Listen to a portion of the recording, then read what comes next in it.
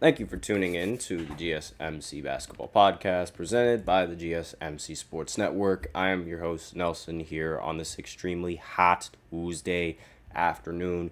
It's burning, the sun's in my eyes. But aside from that, we have it's a little bit of a down day, like for basketball, but there was a lot of drama going on over the weekend. There was also a USA matchup that happened yesterday, which is what I'm going to be talking about in the first segment. As Team USA, they ended up beating the Australian team in USA basketball and the matchup.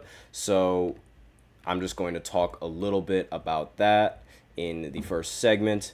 And then in the second segment, I'm going to be talking about the Clippers president speaking out on the speaking out on Kawhi Leonard and his little, instance with Team USA, because the president was rather surprised, like the president of the Clippers Association was rather surprised that Kawhi Leonard was taken off of the Team USA roster. So I'm just going to talk a little bit about that. Then in the third segment, I'm going to talk about Lauri Markkanen, as well as how the Golden State Warriors are interested in Lauri Markkanen with, the trades. And because there is a trade suggestion that they do have, or that Utah requested from Golden State, that I'm going to talk about. Then in the fourth segment, I'm going to talk a little bit about some basketball news, Cameron Payne signing with the Knicks, and an update on Bronny James in the Summer League, because that is a little bit of the drama that's been going on and that's going to be all in the fourth segment. We also have the fifth segment that I like to reveal at the end of the fourth segment, so be sure to stay tuned for that. Before I begin, however, I'd like to remind everybody to please go ahead and use the link in the description to get your comments recognized, or the link displayed below the ticker on every show segment. That is gsmcspodcast.net. It really helps the show, makes it more interactive between myself and you guys. Once again, the link is gsmcspodcast.net. And without further ado, let's go right ahead and go into our first segment, which is going to be Team USA beating Australia yesterday. Now, the score was actually really close. I wasn't expecting the score to be this close, and I made a little bit of a mistake in the last podcast. I thought that the game was going to happen at 12 o'clock midnight. I was wrong. It happened right when I was recording the segment, so oops, that was a really big mistake. But that's not going to happen again, because their next game, they play same time on Wednesday, so I will be covering the game, live. I'll be looking at it on my TV screen while at the same time doing my segments, so I'm going to be a little bit of a multitasker here, but I'll give, updates on the score and updates on like the team success and what the team is doing and the starting lineup, because in this game, as I mentioned before in the previous segment, there was a starting lineup change. So Anthony Edwards was moved to the starting lineup, and Jason Tatum was also moved to the starting lineup in response to, I think it was, the matchups that Australia had for them, as well as, just the overall performance that Anthony Edwards was, giving out in this game. Now, he wasn't in my, players of the game for, today, but it's not like he didn't play well in this game. He ended the game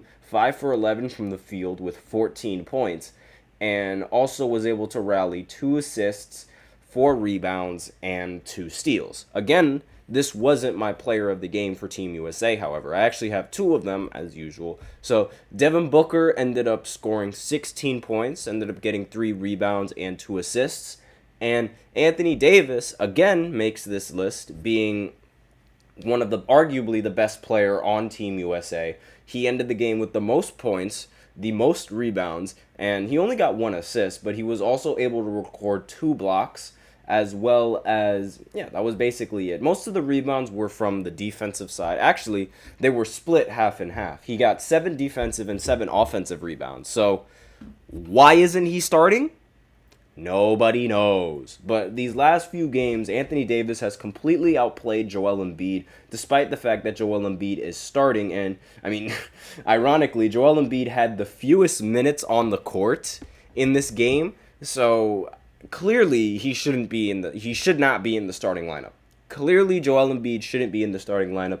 I'm sorry, he is embarrassing the United States with his style of play. It is gross. Now, he ended the game with 10 points, sure, but still, he should have way more production considering how he was such a competent player in the league. Now, he also ended up taking the most free throws, shocker, in the starting lineup. But at the end of the game, I mean, Devin Booker was the guy that ended up shooting the most free throws. He went 7 for 7 from the free throw line, but who else played really well in this game? Another player that's going to get like shoved under the rug for Team USA and their performance, Tyrese Halliburton. I mean, these past few games, he's ended with the best box plus minus in Team USA. So while he does come off the bench, he does bring immense value. Now, really, the starting lineup, it should have Kevin Durant in the starting lineup when he gets healthy, and Anthony Davis should be in the starting lineup. Look at these numbers. These are numbers that are with him coming off the bench. Imagine if he was to start. Now, he did get starting minutes. I mean, I wouldn't say that. Never mind. He didn't really get starting minutes because every single one of the starters, except for Joel Embiid, ended up having at least 20 minutes. Now, everyone else coming off the bench had 18 minutes, which isn't that bad. Like, I'm not really complaining about that, but I would much like to see Anthony Davis put into that starting lineup and get to play 20 minutes because I feel like he would bring so much more value than Joel Embiid. Now, on the opposing side for Australia, the best player for Australia was without a doubt, hold on, can I pull him up? There we go. Jock Landale. He played for Houston, he played for San Antonio, he played for the Suns, he played for a lot of NBA teams, and he ended up scoring 20 points, got 7 rebounds and 6 assists as well. And another player who I don't really like mentioning, by his name and for personal reasons, Josh Giddey, he ended up getting 17 points, 8 rebounds, and 7 assists. Not really going to touch on his performance all that much because, I have mixed opinions on him. Now, about the actual game, like I said before, I was unable to really watch it because I didn't know that the game was going on while my podcast was going on, so it was kind of rough that I didn't get to see the entirety of the game. But from what I did see, it really, Team USA has always been a juggernaut of a monster, right? It's always a juggernaut team to face in the Olympics. And this game didn't really feel like these guys were juggernauts, right? As you could tell by the score, it was really, really close. The team, Australia was scoring pretty efficiently, if you were to ask me. They didn't really shoot that well from 3, which was the biggest difference maker between the United States and Australia. But they shot very well, from within inside the arc. So I feel like the biggest problem that Team USA has been going up against is, defense around the painted area and defense from within inside the 3-point area, right? Because when you think about it, that's really what the teams are. That's really what Team USA somewhat struggles in. Having Joel Embiid in that starting lineup, sure, he is a competent rim protector, but he's definitely not as competent of a rim protector as someone like Anthony Davis. Let's just face it. And most of these NBA starters and most of these NBA players, they're used to guarding shots from outside of the 3-point line. You rarely see a bunch of players take mid-range shots in the NBA now. So adjusting the defense to try and, focus on the defense from within inside the arc is going to be a difficult task for this team, as, alluded to this 2-point shooting percentage. But aside from that, I mean, really, I'm very surprised that this team was unable to sort of pull away from Team USA and was able to sort of end up winning the game at the end of the day, right? They ended up winning, sure, but I expected them to win by a lot more than just 6 points. Usually, Team USA wins in a blowout almost every single game. And when they don't win in a blowout in every single game, something is the matter, there is a problem, and, all of us USA fans, we get a little bit scared, I guess you could say, and intimidated, because it's okay, why are these guys, somewhat competitive? we always destroy every single opposing lineup, no matter who it is. It doesn't matter what kind of player it is, right? Always Team USA seems to win. And, they ended up winning, but they didn't end up winning in quick enough fashion, I guess you could say. Like, they let them linger a little bit, which is something that, as Team USA, you don't want to make a habit of doing. Because USA basketball, it's USA's sport to beat, right? Like, that's the team that everyone wants to beat. So you can't let up. You can't allow a team to sort of stay within the game even a little bit, because if you allow them to do that, then they are going to do whatever they can to try and win the game in the end. And it's like, you just can't allow that to happen if you're a member of Team USA. It's a lot of pressure going into this game. I also should mention that Steph Curry was, despite the fact that the three-point line is really, really close, like, a lot closer than what the NBA players are used to, Steph Curry was really, really bad in this game. He shot 1 for 6 from 3, which is appalling for Steph. That is horrible. And we really need Steph to sort of step up in this game. We also need Joel Embiid to get on the bench. I am not going to sugarcoat it. Joel should not be starting. Period. Done. Get him on the bench. Steve Kerr did a very good job with the starting lineup, putting Anthony Edwards in there and putting Jason Tatum in there. Yes, they were fantastic. But Joel Embiid in that starting lineup is killing the United States. I would much rather he never plays a single minute for the United States ever again. I would very much rather have that than to deal with Embiid in the starting lineup. I would so much, like, Bam Adebayo, he was fantastic in this game. Like, Bam coming off the bench, he was great. He was 4 for 5 from the field and ended up shooting 2 free throws, made both of them. He didn't really get that many rebounds, but he was also sharing the court with Anthony Davis, at least from what I was seeing.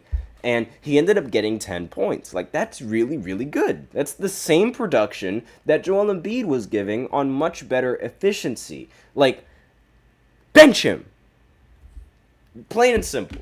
But that's really all that I have to say for you guys on the first segment. Again, I'm not a big fan of Joel Embiid, as you guys can tell. I don't think he should be starting, but let me know in the comments what you guys think. Do you think Joel Embiid should be starting just because of his name and his reputation in the NBA or whatever it is, or do you think he's actually a good fit for the lineup? Me personally, don't think he's a good fit. I think it's just not it. Like, in my personal opinion, Joel Embiid, he shouldn't even, if we're being technical, Joel shouldn't even be on the roster. Like, if we're being very, very serious, he should not be on Team USA's roster because, he should be playing for either the French team or Cameroon even. But aside from that, he does what he wants. He wants to get a gold medal.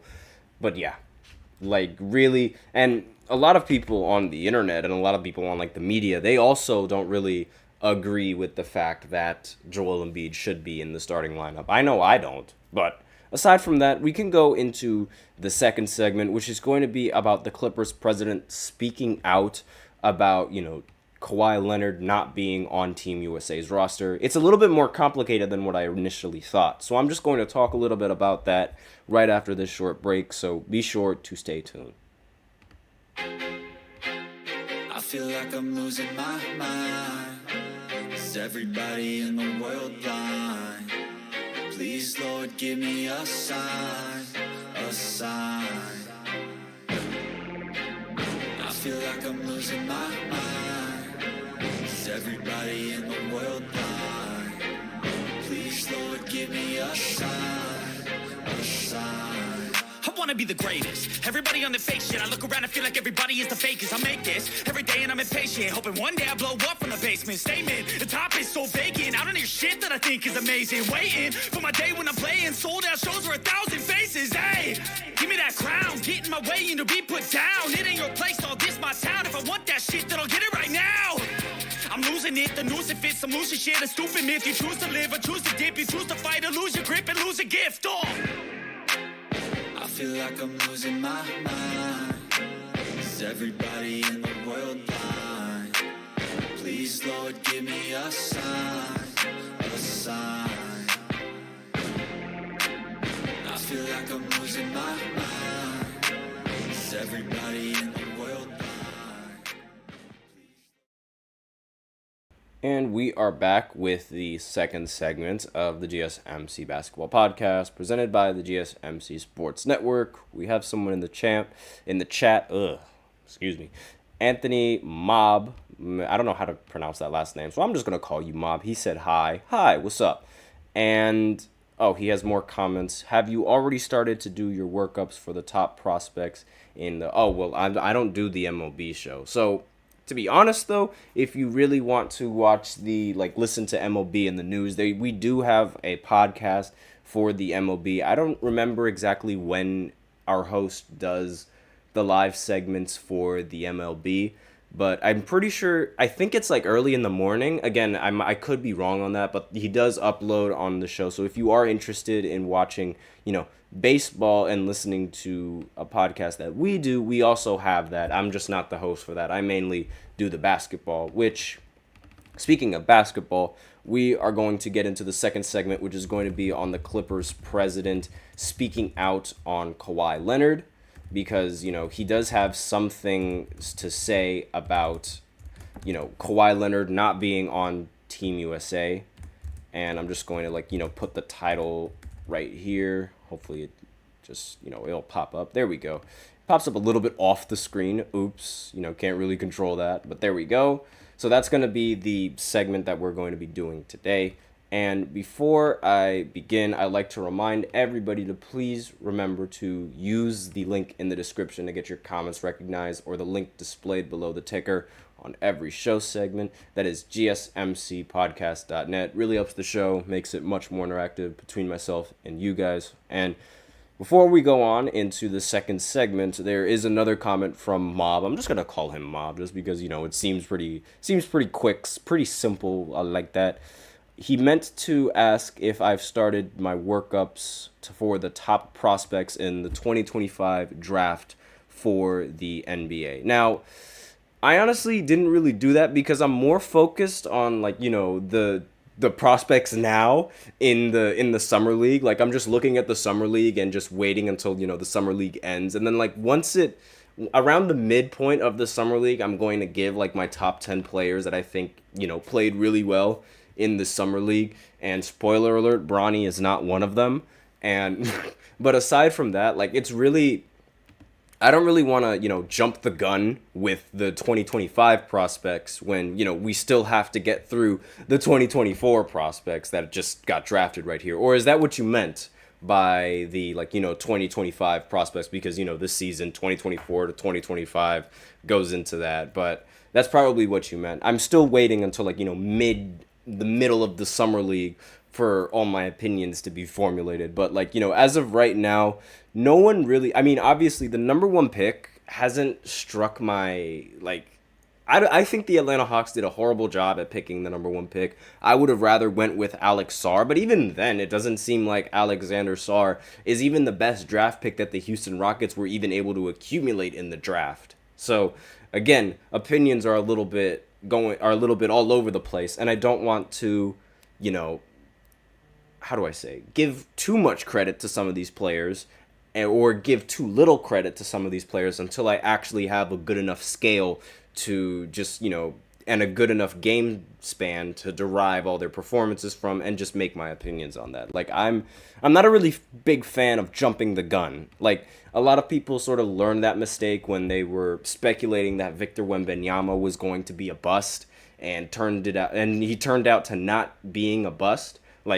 Patience. That's really the most important factor, for me at least, with picking these rookies, and just making the assumptions on just how good they are and things of that nature. I usually like to wait a little bit until I have a good scale of games. But aside from that, we could go into this second segment, which is going to be about Kawhi Leonard and Clippers basketball, because the Clippers president actually had some things to say about Kawhi Leonard being off of Team USA.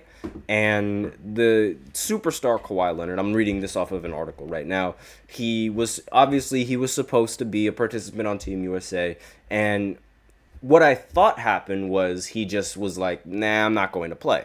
right? Because that's what Kawhi Leonard does every single time. Whenever he's not healthy or whenever he doesn't feel like he's able to play, he doesn't play.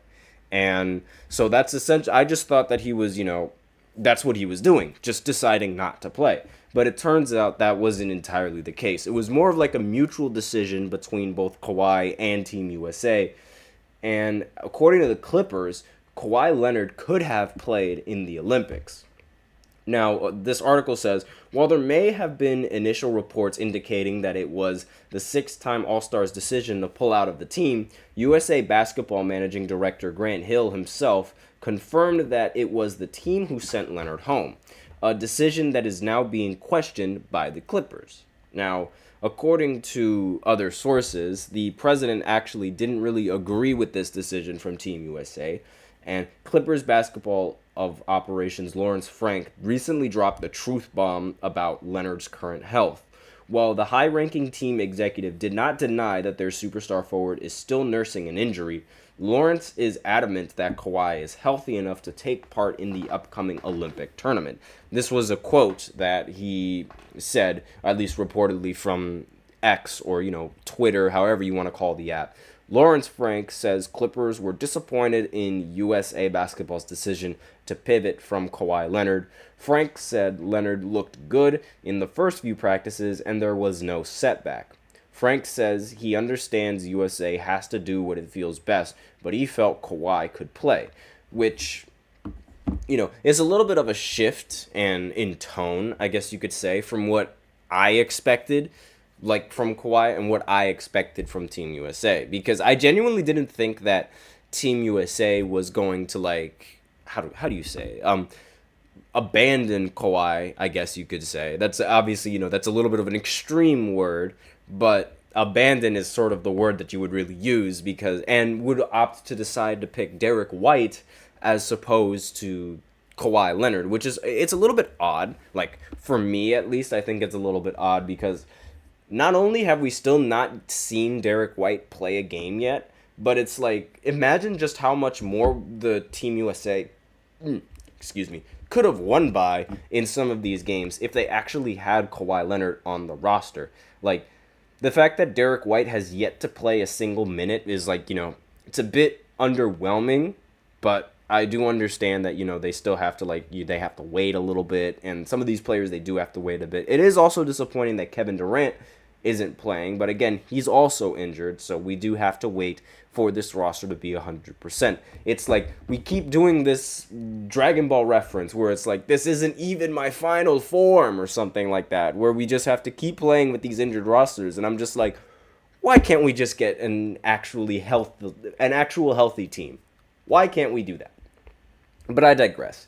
So, according to this article continues going down. If anyone had any doubts surrounding the Clippers' involvement in Leonard's ousting, then this statement from the president should clear things up. Based off of Frank's statement here, it is clear that the Clippers wanted Kawhi to actually be a part of Team USA. And for their part, however, Team USA probably did not want to risk having a player on their squad who is not 100% when there are so many other healthier options available. I disagree with this, opinion. I would much rather have Kawhi on the roster as opposed to recruiting somebody else because this is the best of the best. And I don't care that he's injured. I want to see Kawhi Leonard win a gold medal. As a fan of Kawhi, a fan when he plays, because again, whenever someone chooses not to play, my opinions on them sort of sour, because it's if that was me, I would have to be put on a wheelchair to not play. You'd have to drag me out of the game. You'd have to drag me off of the court in order to take me out. At least, that would be my mentality. And it's why players like, Anthony Edwards and Kobe Bryant and Michael Jordan, it's why they get so much praise, because you literally they'd either have to be unable to walk or unable to shoot or unable to do something on the court that actually hinders their game in order to actually get taken out. Kobe played with a broken finger, for crying out loud. And Anthony Edwards, he already understands that it's there are so many fans that save up money for a specific moment just to watch them play, and it's his responsibility to show up and actually play on the court. That's something that a lot of NBA athletes don't really do anymore, which it's kind of disheartening. I think it's really sad. But aside from that, we are out of time for this second segment. So now we will go ahead and go into the third segment, where I focus on Lauri Markkanen and the Golden State Warriors being extremely interested in Lauri Markkanen and the Utah Jazz and their offer that they gave the Warriors in exchange for Lauri if the Warriors were to accept. So I'll be right back after this short break. Be sure to stay tuned. Looking for your daily fix of sports talk without having to pay for it? GSMC Sports Network is available on YouTube. Just search GSMC Sports Network. Get your fix of daily sports talk shows on YouTube, absolutely free. NFL, college football, NBA, MLB, MMA, UFC, fantasy football, and so much more. GSMC Sports Network has shows running all day long, with new sports shows starting every 2 hours. Just like on your favorite cable sports channel, except GSMC Sports Network is absolutely free. Just search GSMC Sports Network on YouTube to catch one of your new favorite shows, like the GSMC College Football Podcast, Chip Shot Football Podcast, Hoops and Heels Women's Sports Podcast, GSMC Basketball Podcast, and so many more. Check it out for yourself. GSMC Sports Network, now available on YouTube absolutely free. Search GSMC Sports Network on YouTube right now.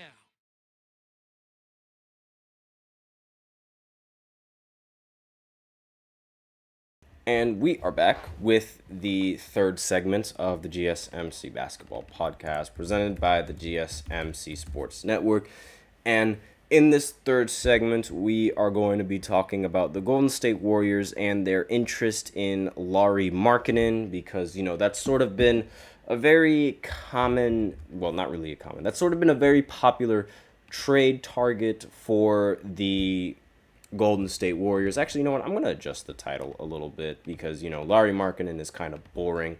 Golden State Warriors interested in Lauri Markkanen. That's really they've been interested in them since the start of free agency, and in fact, they're so interested in them that they won't even let Andrew Wiggins play for Team Canada because they want to use him for trades, which I already have a podcast and I already have a segment where I explain my complete dislike for that move and just my disdain for the Warriors for doing that. But that's part of what makes them such a good organization and such a good front office, arguably top 5 front office of all time. I mean, they've created several championship teams in the span of a few years, and I mean, maybe their championship window has closed now, but whenever you have a prime Steph Curry, you always have the opportunity to compete. At least that's my opinion.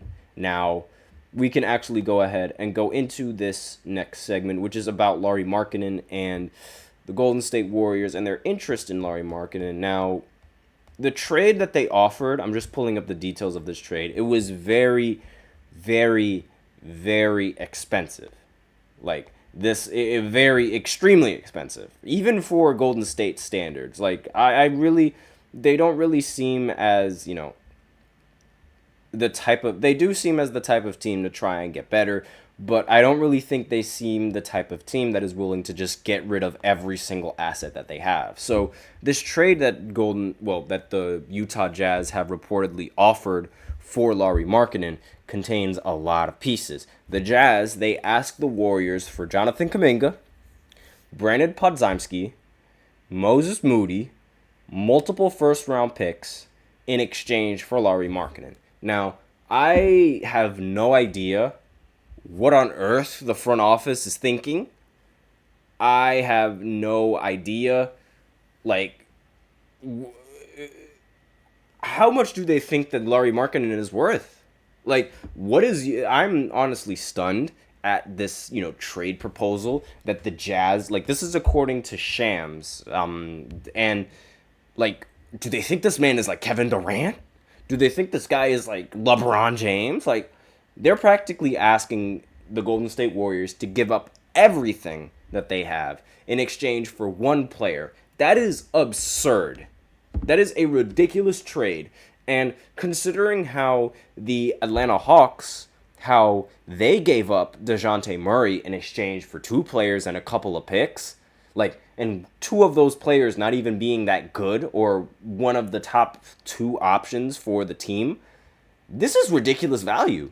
Because, like, remember, the DeJounte Murray trade, it was consisted of Larry Nance, somebody else that I don't really remember, and 2 first-round picks. Now, I initially said that I was very surprised that the Pelicans were able to negotiate a deal where they didn't even have to give up Brandon Ingram. So, the fact that they didn't even have to give up their second best player for somebody like DeJounte Murray, who arguably has the same amount of production as Lauri Markkanen, doesn't make any sense to me.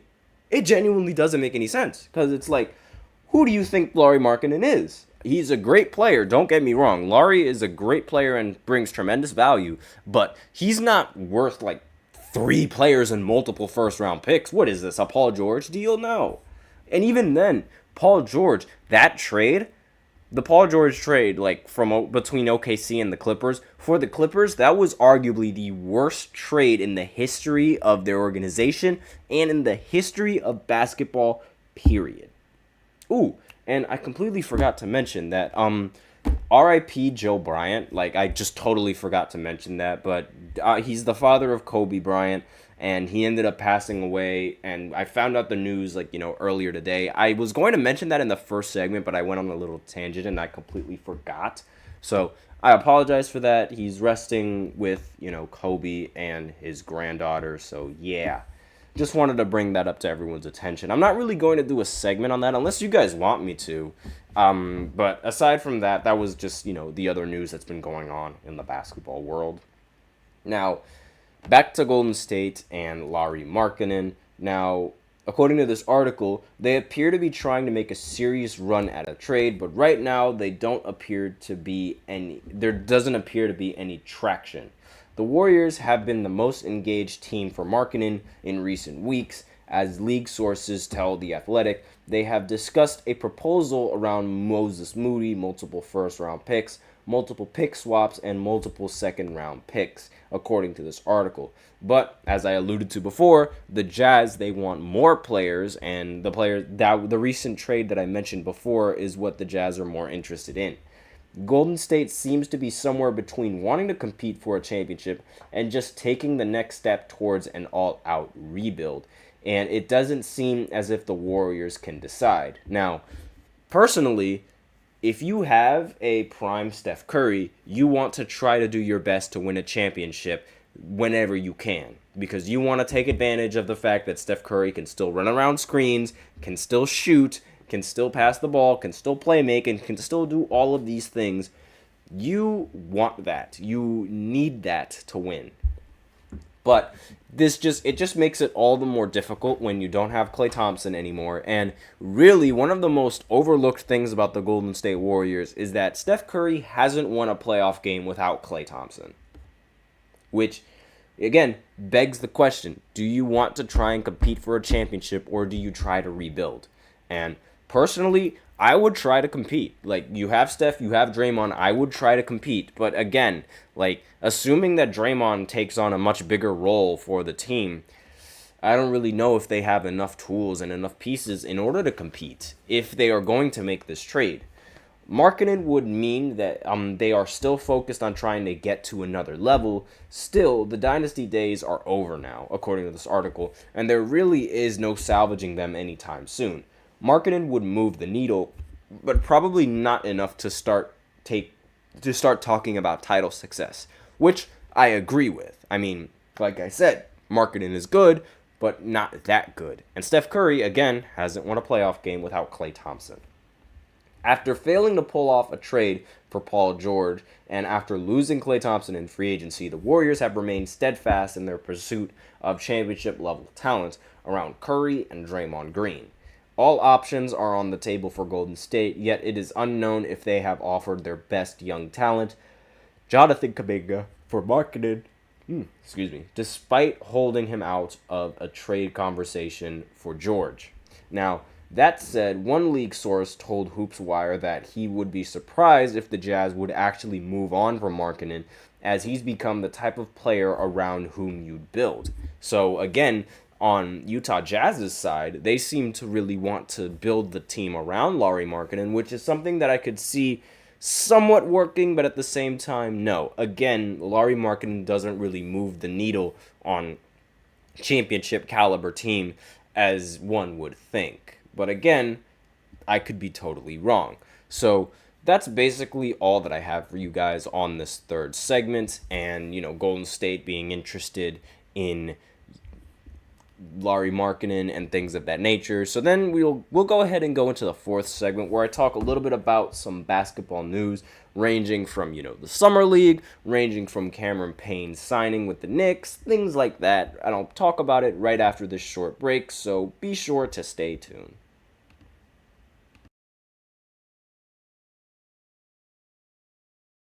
For the best and latest podcasts available anywhere, go to the podcast app on your cell phone and type in GSMC to access free content-rich podcasts on health and wellness, book reviews, sports, entertainment, relationships, social media, movies, technology, finance, and even weird news. Subscribe and download the GSMC Podcast Network's family of shows, available everywhere podcasts are found.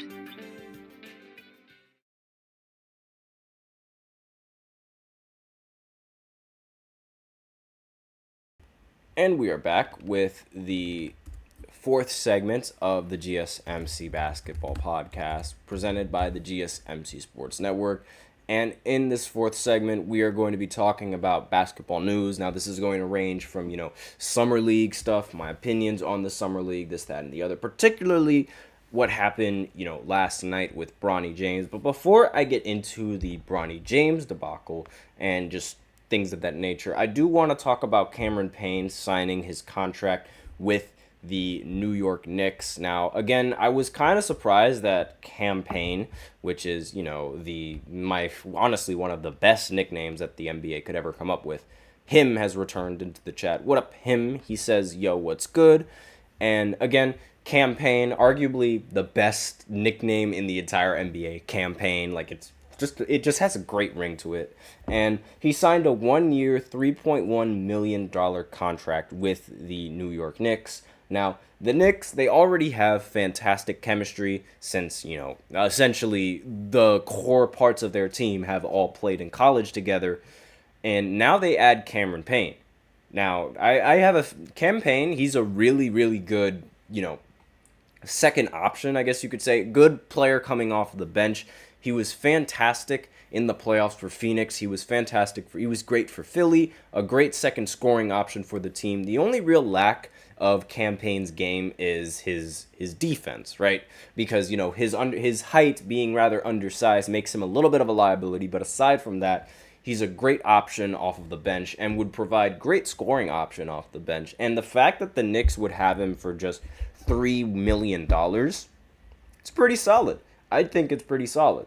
Now, according to this article, the Knicks, they continue to add. Cam Payne spent last season initially with the Bucks before being traded to Philly in exchange for Patrick Beverley. He averaged 7 points, 2 assists, 1 rebound, and he has shown that he can score and lead the second unit rather effectively. So the only real problem that I see, this coming in for the Knicks, is the fact that, you have Jalen Brunson in the starting lineup, okay, but then coming off the bench, you have another guard that's just not very good at defense, and I don't really see the point in that. I don't really agree with that, but at the same time, scoring, you got to score, and the best way to win is to put the basketball in the hoop, and if you have players that can do that really effectively, you're not going to have a difficult time in winning.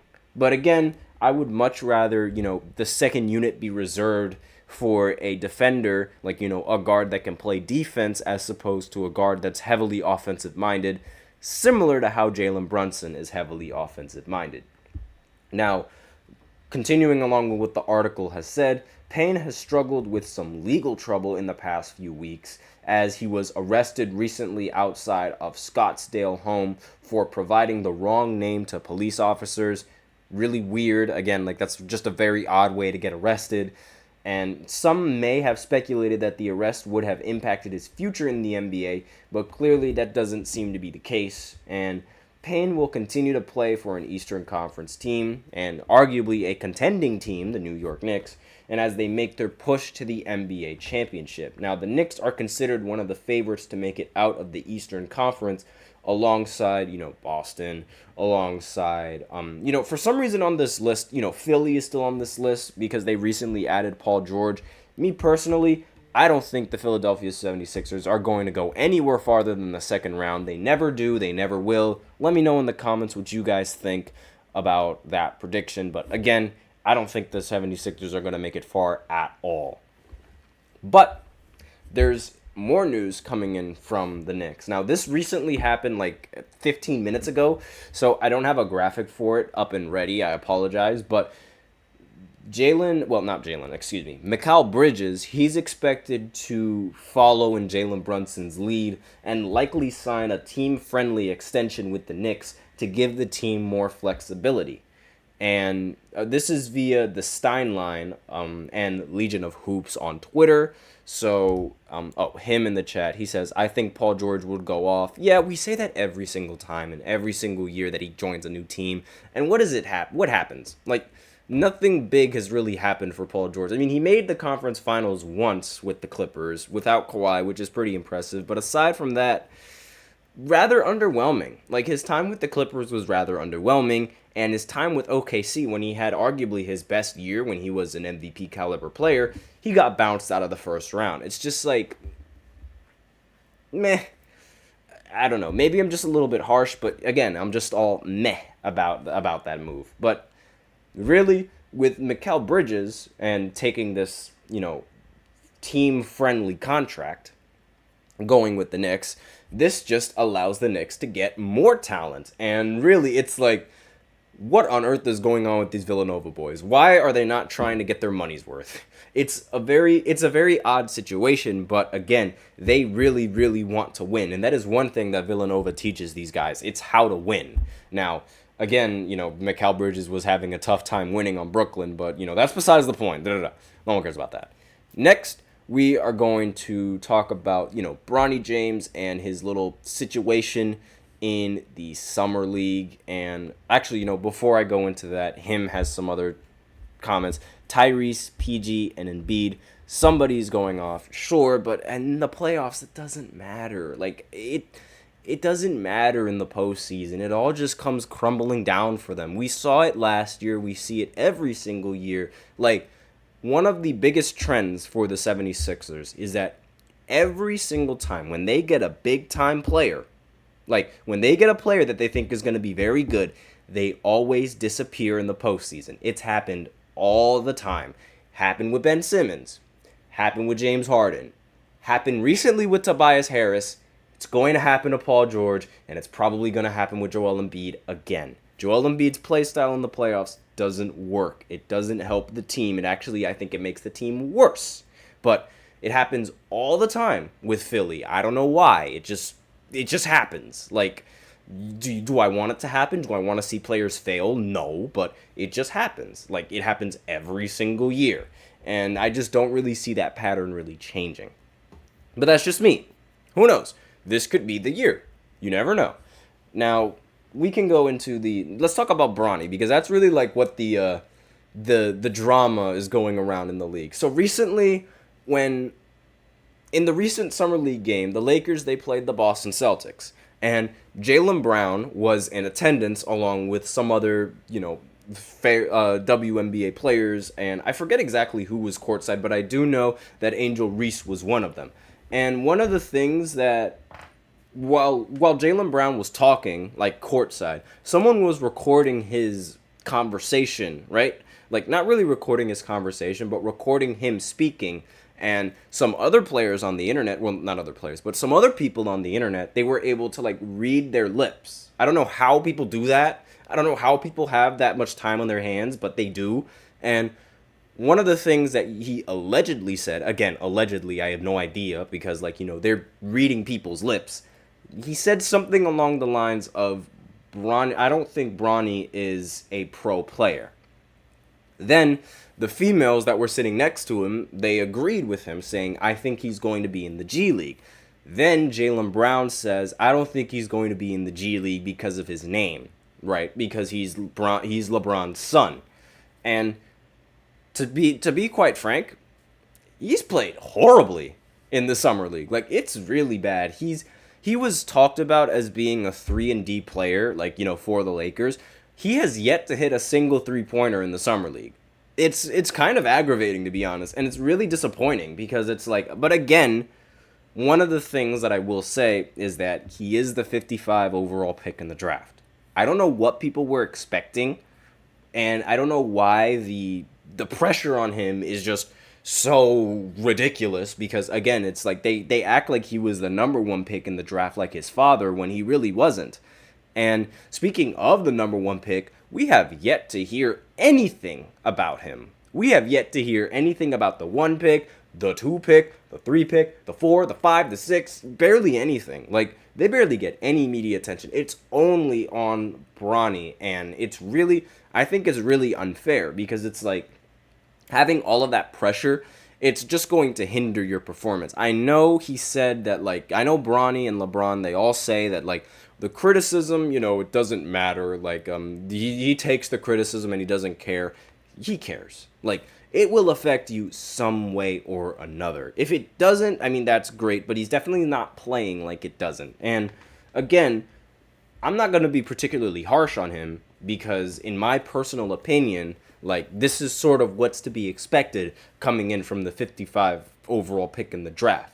What makes it even more frustrating, though, is that there's already, like, highlights. There's literally a video up on the internet where it's, like, Bronny's highlights, and it's just, like, 3 minutes long where he scored only 1 basket in the previous game. And I'm just like, what?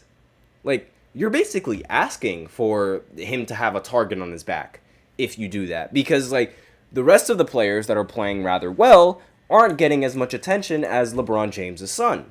And he's just having a target on his back, right? Like, for criticism day after day, night after night. And on top of that, the rest of the draft picks that are probably going to feel a little bit probably going to have some spite or feel a little bit jealous of the fact that they aren't getting that much attention.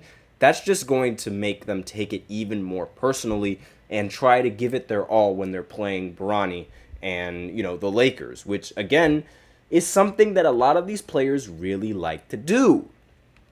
And he has another comment in the chat. Pat Bev / TJ McConnell is, like, his comparison at best. And to be honest, I think you're being a little bit too nice because at least those guys can hit threes. I mean, he has yet to hit a single three-pointer. And again, I don't want to be too harsh because he is the 55 pick, but hit a 3 at least.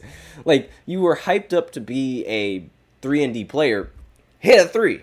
But again, like, I'm not going to talk about him. I'm not going to talk down on him like the rest of the media is doing that. He has all of the media to be doing that. And quite recently, this has nothing to do with basketball, but he participated in a Call of Duty tournament, and all of the comments over there was like, this is the wrong kind of shooting that he should be working on, which is obviously, it's kind of funny, but at the same time, it's like, he's the 55 pick. Like, calm down. He's not LeBron, that's for sure. Might have the same last name, but he's not LeBron. But aside from that, that is basically it for the 4th segment. So now we will go ahead and go into the 5th segment where I talk about the WNBA. I give my little shift on the WNBA because Caitlin Clark is on the verge of doing something historic. Wow, what a surprise. It's almost like she's one of the best WNBA players we've ever seen. But I digress. So I'm just going to talk a little bit about that in the 5th segment, right after this short break. So be sure to stay tuned.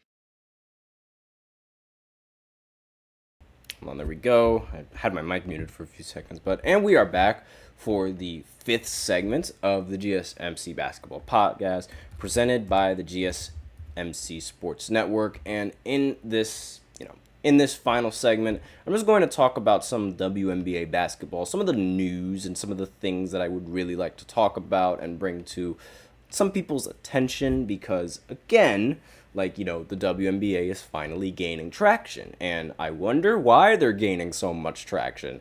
It's almost like there's a certain player that everyone wants to watch. I say it so ironically and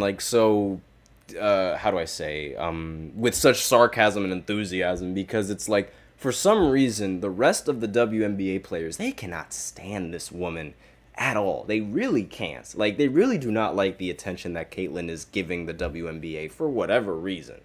And another thing that she's doing that literally has never been done in the history of basketball, again, never been done. So she is on pace right now to be the first player ever in the NBA and WNBA to ever lead the NCAA in assists per game, and then lead the professional league in assists per game as a rookie. No NBA player has ever led in the NCAA in assists and then immediately after led in either the NBA or the WNBA in assists. And Caitlyn is going to be the first woman. She's on pace, the first person ever to do that, right? Should also be noted that Angel Reese's double-double streak is over, done. So she broke her double-double streak is broken, mainly because she couldn't score enough points. And one of the things that I noticed in the previous game was that she really wanted to score that final point. And I can understand why, but she was 3 for 13 from the field in the last game. That is disgusting. 3 for 13 on layups is absolutely disgusting. And I don't understand. Me personally, I used to like Angel. I really liked her gameplay. I really liked the way that she talked. I liked the way that she walked. I liked the way that she dressed. Kendrick Lamar reference right there. But again, the one thing that was that made her so thrilling to watch was that while she was playing, she was also talking, and she was talking that talk. And I like that. I like that when a player, has game and they aren't afraid to talk. That's something that I like. But the big problem that I have is how she's, trying to gain some sort of spotlight when she shouldn't gain any kind of spotlight. Her comments towards Caitlyn really soured me. I don't know if I'm just let me know what you guys think in the comments, but her comments towards Caitlyn and just being wanting the attention as much as Caitlyn has the attention, and just, trying to peddle her way, I didn't really agree with it. I'm sorry, I just don't agree with it. Yes, she is a staple of her game, but let your game do the talking. If someone is gaining more attention than you and you're talking about it, it just sounds like you're jealous at that point. And I cannot stand that. That's a thing. That's a common trend with the rest of the league. The rest of the league just doesn't like her. It really doesn't make any sense to me. And recently, at the dinner table, we were actually talking about how there's a possibility that Caitlyn, she is a very popular, substitution player in case one of the other WNBA players gets injured in the regular season and can't play for the USA women's team. So, personally, I don't think she should be as much as I like Caitlyn, I don't think she should be one of the substitution players, because for one, the rest of the team doesn't really like her. The team isn't going to like that she's on the team for whatever reason.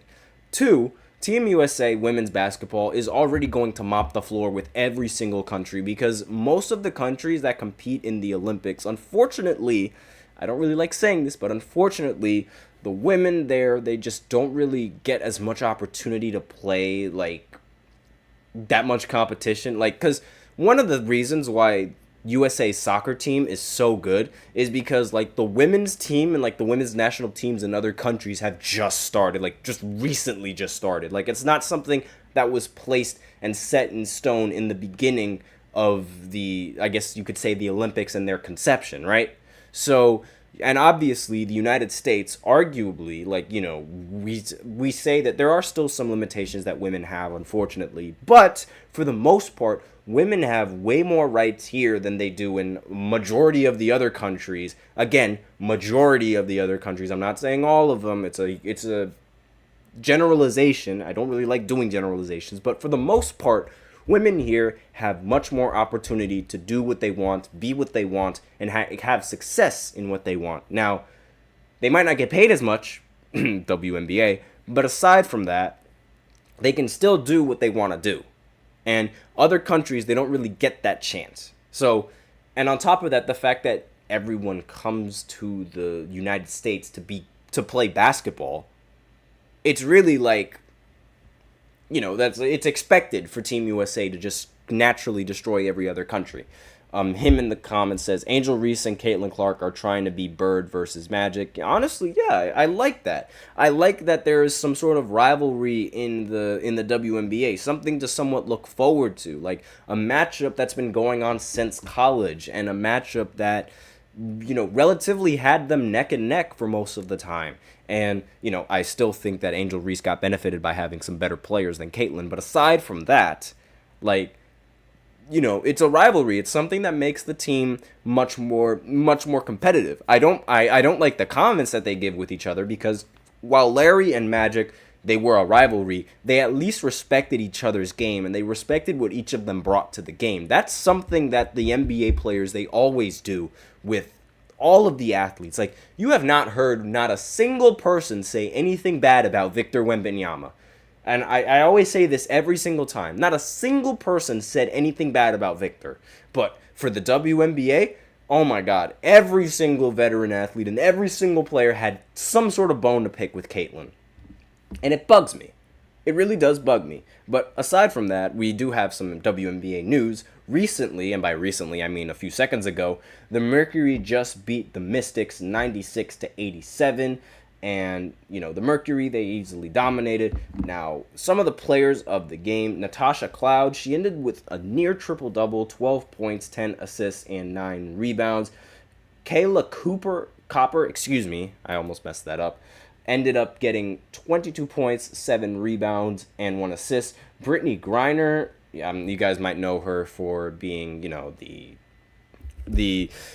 person that was abducted by Russia, I guess you could say. Yeah, abducted or arrested by Russia. Pardon me. Arrested by the Russian government for, you know, smuggling in, I believe it was a cartridge that she smuggled in. And yeah, it's like she got arrested for it, and, you know, that's really what she's most infamously known for. But again, like, you know, she ended the game with 23 points and 7 rebounds. She is a beast. She's a monster. And she got so much testosterone. And there was also Diana Taurasi, who is, in my opinion, not my favorite player, because she was the one that originally started the dislike towards Caitlin. Like, when people were, literally in the beginning, she was the one saying, like, it's a really tough league, you know, we're not gonna get all the easy stuff, this, that, and the other. And it should be noted that Caitlin has gotten double teamed at half court more than any female player that I've ever seen. Like, I have never seen any female be, and I'm speaking into the microphone, that's why you guys can barely see me. I have never seen a single female, like, get doubled as much as this woman gets doubled. But I digress. Him in the comments, he says, who do you predict will win the MVP first? Obviously, it's going to be Caitlin. Like, no question about it. She should be the MVP right now. No. But really, it will be Caitlin. I mean, like, she's definitely going to win Rookie of the Year this year. She's going to win the MVP first. And, you know, just off of this year and from what I've seen, you know, Caitlin brings a lot more value to the team than Angel Reese brings value to her team. As unfortunate as that may sound to those Angel Reese fans, Caitlin does a lot more on the court, brings a lot more value to the team, and, you know, as a result of that, should be the most valuable player. Now, unfortunately, most of the time, the MVP, at least for the NBA, it's awarded to the best player on the best team. Now, I have no idea if that's, like, you know, usually the same case for the WNBA, but I would imagine it would be the same case, because that's how you determine value. Best player on the best team, best player on the winning team, this, that, and the other. But again, I would rather, I think it's Caitlin, because, you know, she makes her teammates better. Her teammates can't catch the ball to save their lives, but she makes them better, and she demands double coverage. Now, the only thing that's really preventing her from being the best guard ever is her coach, in my opinion. Like, I think her coach is just holding her back to some sort of degree. And I could go on and on about, like, just the problems that the Fever have, but it's the problems that are sort of expected when you're being drafted first overall, because, again, you're being put in a situation where either the team or some of the players or some of the coaches just aren't the best because they were arguably one of the worst teams. But that's all that I really have on the WNBA news. I mean, not really much that needs to be talked about aside from the fact that, the Fever are actually winning now, and, Caitlin is still on pace to doing something absolutely historic. But, I mean, a rookie leading the entire league in assists, like, I mean, come on. When has that ever been done? But aside from that, we are out of time for this final segment, and that is all that I have for you guys on this podcast. So thank you so much for tuning in to... Oh, wait just a second. There is one more comment in. So him says, I think that it will be Angel Reese only because she averages more stats in different categories, like Kobe getting robbed to Steve Nash. Like, yeah, sure, she might average more stats, but at the same time, you have to also understand how she's getting those stats. And most of her rebounds are ironically coming off of her own misses. And I'm sorry to say, but I mean, her stats, they aren't really that impressive when you really think about it. And on top of that, now the Chicago Sky, they aren't winning as much as, they were previously. So, again, I'm going to go ahead and look at the roster again just to, look at the stats, because I don't really see her stats as that impressive. Again, 13 and 12, most of the time, she's not even shooting 50% from the field. Like, think about that. She's taking nothing but layups, and she can't even shoot 50% from the field. She's averaging 13 and 12, sure, but again, when you look at the efficiency, it's like, ew, what is that? And when you look at Caitlin Clark, now I'm trying to get her stats. Give me a second. Hold on. Caitlin Clark, she's averaging 16, 5, and 7. So, if anything, you can argue that her stats, overall, she's getting rebounds and she's also able to get assists. And it's like, not to mention her efficiency, while she's not really all that efficient, her effective field goal is 50.5%, which, again, not that bad, especially since she's taking way more shots than just layups and taking way deeper three-pointers. But, again, up for debate. So, like I said before, that's all I have for this podcast. Again, remember to leave a positive review, subscribe to the show. It really does make a difference. We also invite you to follow us on Facebook, Twitter, TikTok, and Instagram for more content and updates. And as usual, remember to use the link in the description to get your comments recognized, or the link displayed below the ticker on every show segment. That is gsmcpodcast.net. Really helps the show, makes it more interactive between myself and you guys. That is all I have for you today on this segment. Thank you so much for tuning in. I am your host, Nelson, and as always, take care. I'll see you guys tomorrow, where I'm actually going to be watching the game, Team USA. I'm actually going to be watching them play this time, as opposed to just, me completely forgetting that they played at 12 o'clock. So, I'll see you guys tomorrow. Take care.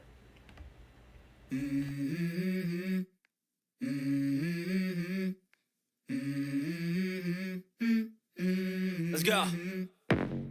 I wake up to a little bit of drool on my pillow, feel like it's gonna be a bad day. Yeah, I'm tired of shit, and the coffee ain't hit yet. Damn.